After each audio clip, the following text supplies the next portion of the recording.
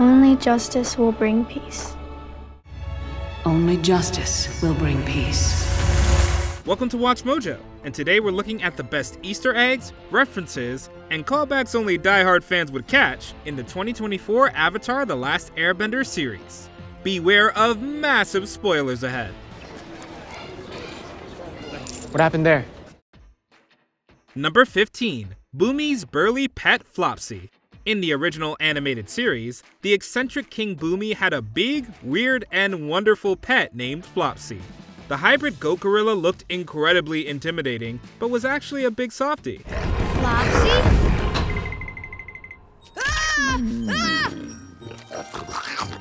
Although Aang met Flopsie during Bumi's trials, the pet wasn't part of the king's test in the live-action show.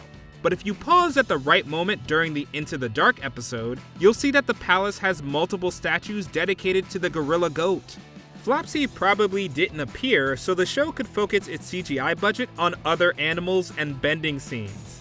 While it would have been fun to see a realistic gorilla goat, we'll settle for this nice nod to the lovable pet. Oh, that's a good boy, yes, who has a soft belly. Number 14. Daniel Day Kim completes a hat trick of Avatar roles. Have I not led us to the brink of bringing the entire world under one rule? Our rule. Before playing the intimidating Ozai, Daniel Day Kim nabbed 2 other notable roles in the Avatar universe. During the 2005 series, he played the overeager General Fong. Men! Attack the Avatar! This character notably pretended to hurt Katara in order to push Aang to enter the Avatar state. After Kim nailed that role, he returned to play a major supporting character named Hiroshi Sato in Legend of Korra. Like General Fong, Sato crossed lines and endangered the Avatar's friends. But Kim brought a tinge of tragedy to this performance that made the character feel sympathetic. Asami. Asami, I know I have hurt you, and I am sorry.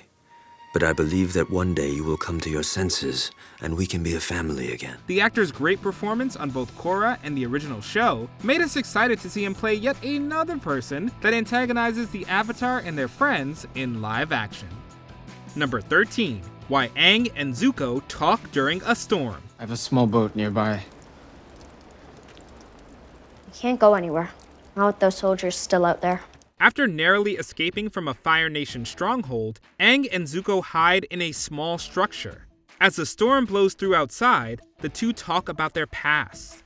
The scene ultimately concludes by showing a grim flashback that explains how Zuko got his scar. This important piece of backstory was notably revealed in an episode of the animated series called The Storm. During that chapter, Aang and Zuko talk about their difficult past as turbulent weather passes by them. On top of the plot similarities, the live-action Masks episode recreates iconic shots from The Storm. The visual and storytelling parallels in the 2024 chapter served as great homages to a stellar episode of the original animated series. Number 12. Pshow Shoutouts. A flashback scene in the 2005 series showed a time where the mischievous monk Gyatso covered Aang's eyes so he could cheat at a game of Pshow. Very interesting move, young one. What do you mean?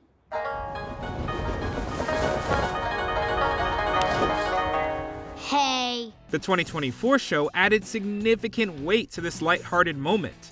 When Aang was unsure if the Gyatso he met in the spirit world was real, his mentor convinced him by cheating at their old game. During the same episode, Iroh went on a long tangent about the merits of Pshow players. There you are. Where have you been? Apologies. I got distracted watching a game of Pshow. The street players in these parts are quite good. Longtime fans know that he was part of a secret society that used one of their game tiles as a sign of membership. As Iroh talked excitedly about Pshow, we couldn't help but wonder if he was secretly hinting that the society was nearby. Prince Zuko, there is much you can learn from these Pshow players. They are untrained, but that only means their minds are open to new ideas. Number 11. Zhao disrespects the lion turtles. While Admiral Zhao was going through scrolls about spirits, he casually dismissed the importance of lion turtles. Nothing. Just a bunch of mumbo-jumbo about lion turtles and cosmic balance and push and pull. And yet there is wisdom to be gleaned from the old tales. His disregard for the beings is hilarious because he owes them everything.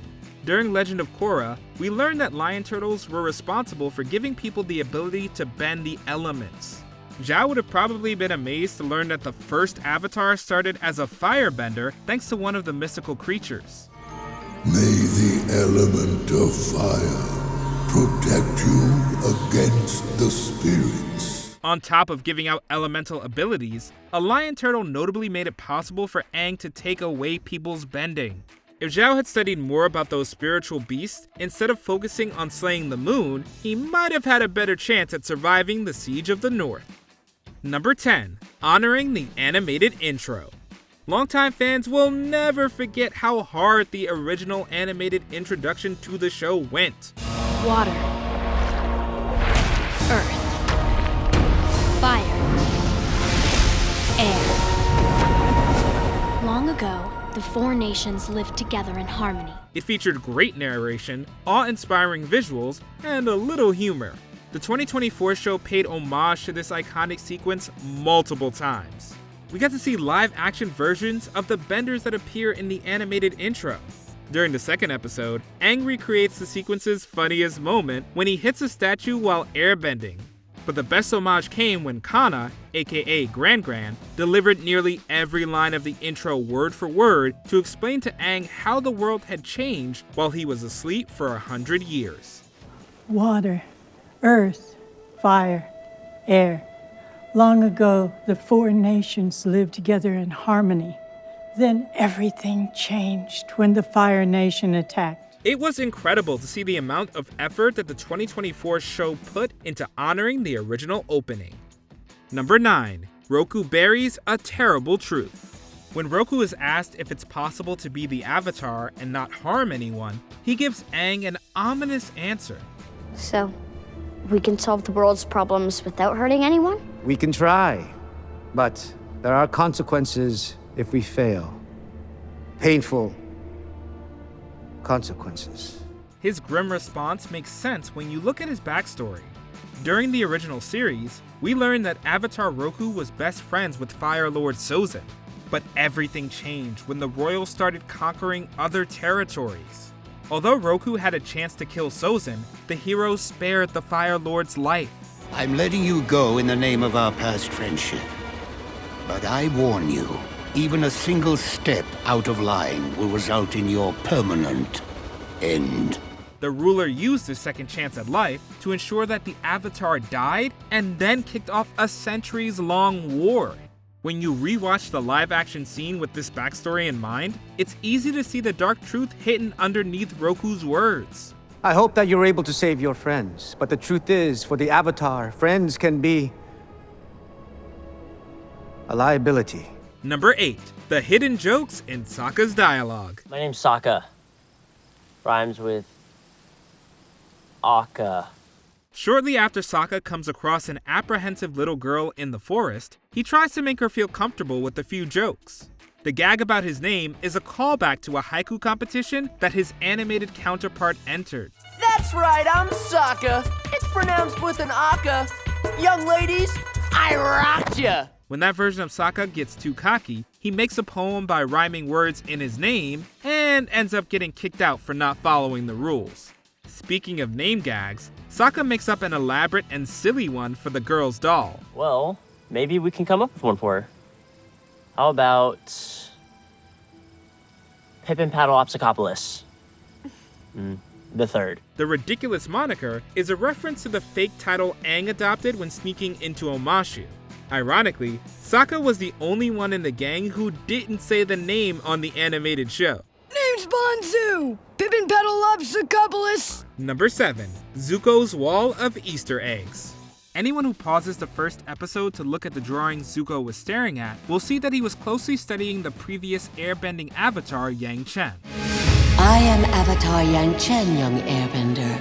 Avatar Yang Chen. The monks always taught me that all life is sacred. Additionally, Zuko's illustrations foreshadow locations the show will travel to. The two most distinct drawings are of the Northern Water Tribe and of the Fire Nation's capital city volcano. One of our favorite Easter eggs comes down to how the shot is framed. Upon pausing, you'll see Zuko is positioned right in between Roku and Aang.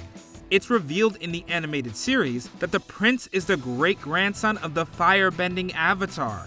Placing Zuko between Roku and Aang feels like a subtle visual hint that all three are closely connected. Sozin was your father's grandfather. Your mother's grandfather was Avatar Roku. Number 6. The Fog of Lost Souls.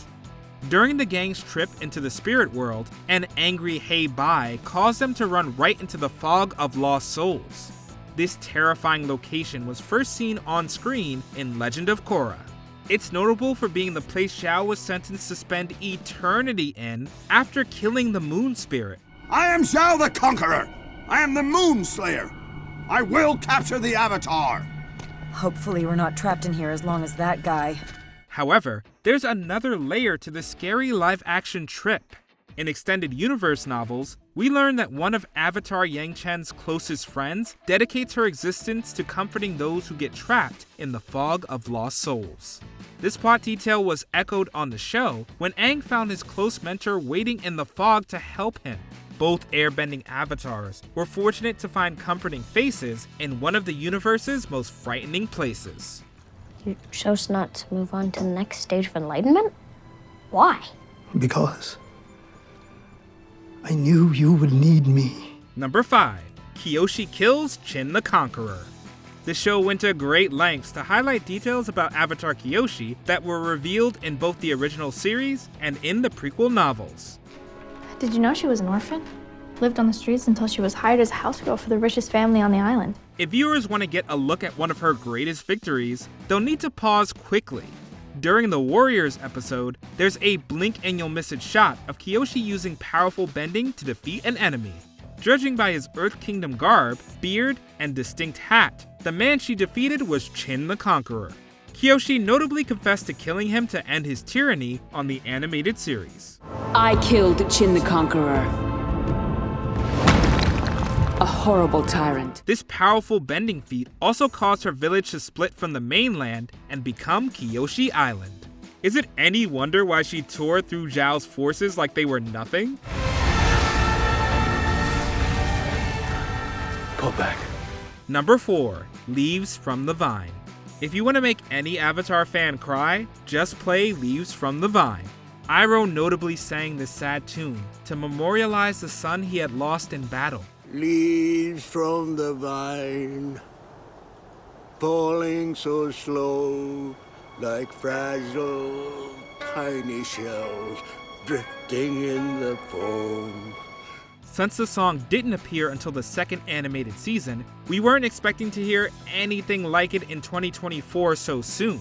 But in certain moments, like when Zuko tries to comfort his uncle at a funeral, the score suddenly changes to mirror Leaves from the Vine. When my studies weren't going well and father was unhappy, Lieutenant gave me this.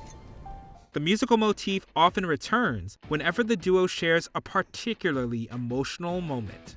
Thankfully, the show balanced out the sad song by including a surprise appearance from the Trustfully in Love band. Hearing the goofy musicians sing the fan-favorite Secret Tunnel number instantly put a smile back on our faces. Secret tunnel, through the mountains. Number 3. The true importance of the Mother of Faces. A totem that represents something that Ko needs and cannot forget. The pennant belonged to the Mother of Faces. Ko the Face Stealer was ready and willing to consume Sokka and Katara's souls until Aang gave the spirit a totem that represented the Mother of Faces. This exchange worked because of the villain's hidden backstory. For some unknown reason, Ko's parent, the Mother of Faces, stopped seeing her son.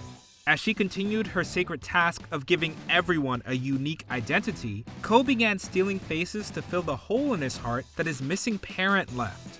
Outside of him, the Mother of Faces plays a crucial part in answering the mystery of what happened to Zuko's mom, Ursa. Seeing the mystical being mentioned so early gives us hope that we'll see the tale of the maternal spirit and Ursa unfold on screen. I must be going now. We'll meet again. Number 2. Nods to the missing Avatar episodes. While Zuko was asking for information at a tavern, the patrons casually mentioned the events of 3 animated episodes that weren't adapted to live action. The Avatar. He's with some waterbenders. Is that right, Mookie? But the Avatar. That's what those pirates said. The line about the pirates is a reference to the outlaws the gang met in the waterbending scroll.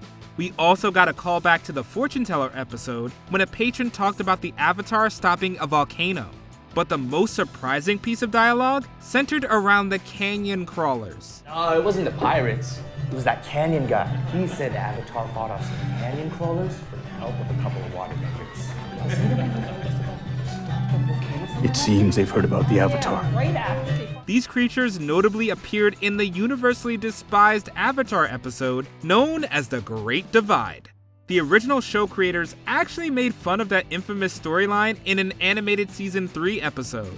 So it was a hilarious surprise that it was even mentioned in live action. Look, it's the Great Divide, the biggest canyon in the Earth Kingdom.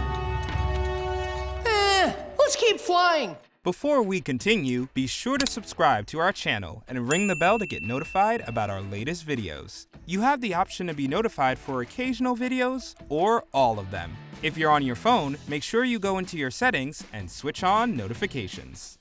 Number 1. My cabbages! Oh! Would you like to try one of Not right now. Throughout the original animated series, there was a running gag where either Aang or a random person would destroy the cabbage merchant's cart. This joke became so beloved among fans that it became not a question of if, but when the live-action series would bring this sad salesman in. Fortunately, the show didn't disappoint. We got multiple scenes where the heroes or villains disrespect the iconic vegetable. As the icing on top of the cabbage, actor James C. returned to play the merchant in live action after voicing the character on the show. The show's dedication to this one joke was astounding. While the cabbage gag isn't the most elaborate Easter egg, it's a top-tier reference in the hearts of Avatar fans everywhere. My cabbages! What was your favorite Avatar Easter egg? Let us know in the comments.